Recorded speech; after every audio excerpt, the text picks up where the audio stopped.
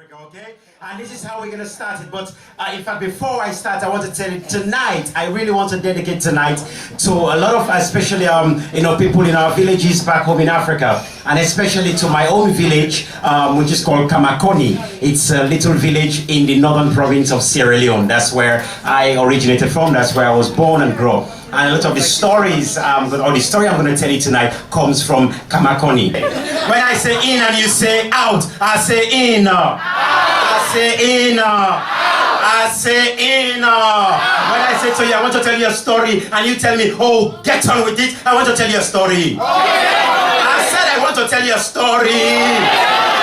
Now let me take you into the proper Limbawe. When I say to you, Mborobena, and you say, Yakumpa, Yakampa, Yakpodo. On your own. Yakumpa, Yakampa, Yakpodo. Mborobena. Yakumpa, Yakampa, Yakpodo. I say in. I say in. I said I want to tell you a story. I said I want to tell you a story.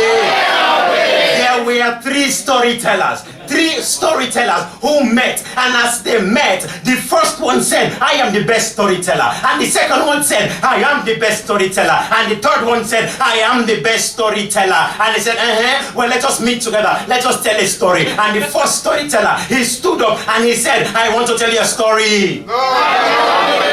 And he says, I was walking down the road, I met two pigeons, and these pigeons, they were arguing so much, and the first pigeon got angry, grabbed hold of the second pigeon and swallowed him. And the second pigeon got so angry, grabbed hold of the first pigeon and swallowed him.